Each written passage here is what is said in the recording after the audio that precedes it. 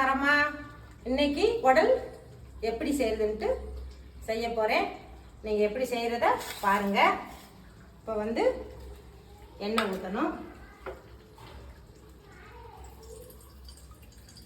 எண்ணெய் ஊற்றிட்டு வெங்காயம்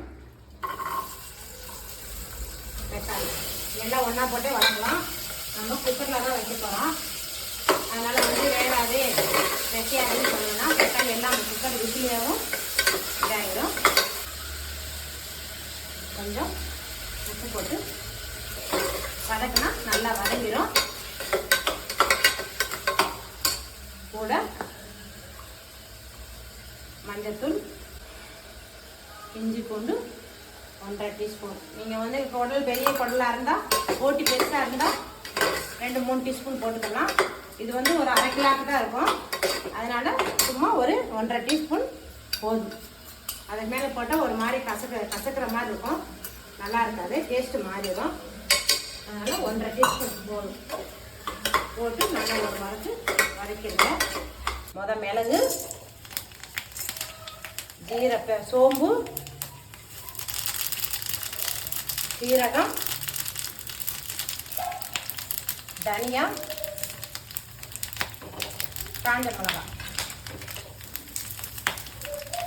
இதையெல்லாம் வதக்கி எடுத்துக்கணும்.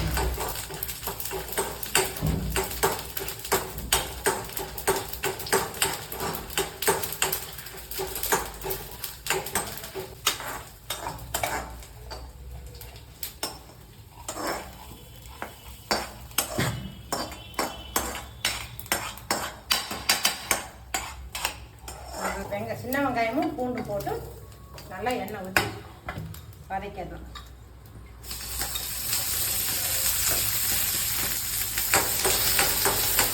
இந்த வெங்காயமும் இந்த பூண்டும் லாஸ்ட்டாக நல்லா கிரேவி ஆகி இறக்க போகும்போது தான் தேங்காய் கொஞ்சம் போட்டு இந்த வெங்காயம் பூண்டு லாஸ்ட்டில் 1-2 அடித்து ஊற்றி இறக்கணும்.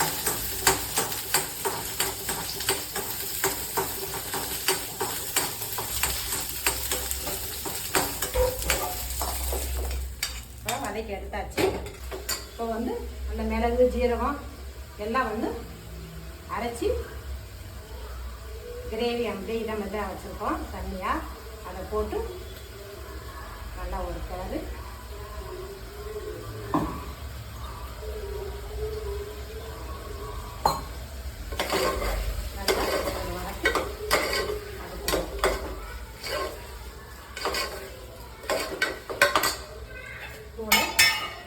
வீட்டுக்கு கொஞ்சம் அரைச்சி வச்சிருக்கல அதை 1 டீஸ்பூன் 1.5 டீஸ்பூன் 1/2 கிலோவுக்கு அது போதும்.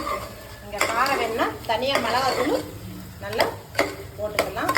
போட்டு நல்லா அப்படி கிளறி விட்டோம்னா நல்லா பார்க்க நல்லா பார்வையாக நல்லா இருக்கும். இப்படி வதக்கினோம்னா நல்லா மசாலா வேற நல்லா போயிடும். அதுக்கு பின்னாடி நம்ம ரெடி பண்ணி வச்ச போட்டியை எடுத்து இதில் போடணும். நல்லா கிளறி விட்டுக்கோங்க.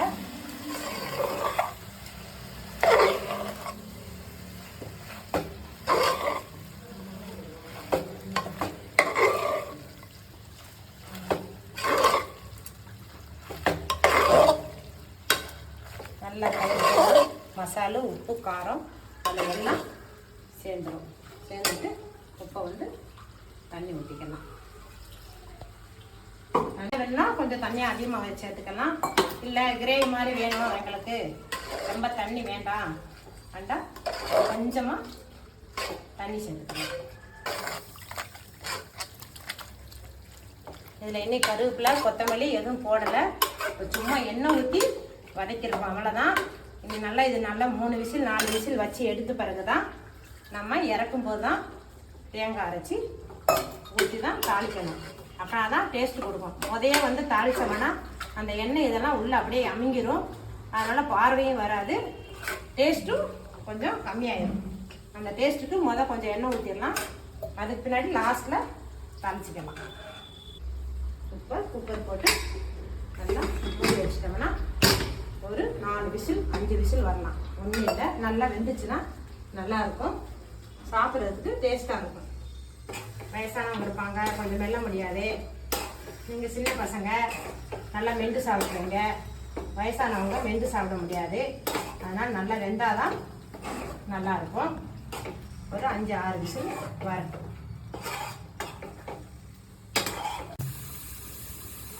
போட்டி நல்லா வேக வச்சு எடுத்தாச்சு, நல்லா வெந்துருச்சு.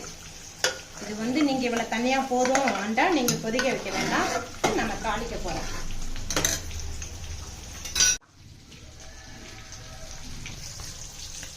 நீங்கள் போட்டிக்கு எண்ணெய் எவ்வளோலாம் ஊற்றிக்கலாம். டேஸ்ட்டு எண்ணெய் ஊற்றுனீங்கன்னா நல்லெண்ணெய் ஊற்றுனீங்கன்னா நல்லா டேஸ்ட் வரும். இப்போ நான் ரசத்துக்கும் போட்டிக்கு 2க்கும் சேர்த்து தாளிக்கிறேன்.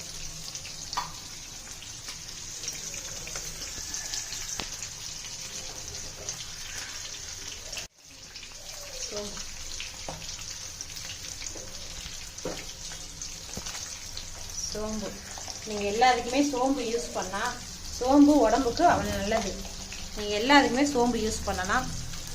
இப்போ இதில் கூட 2 காஞ்ச மிளகா கிள்ளி போடணும்.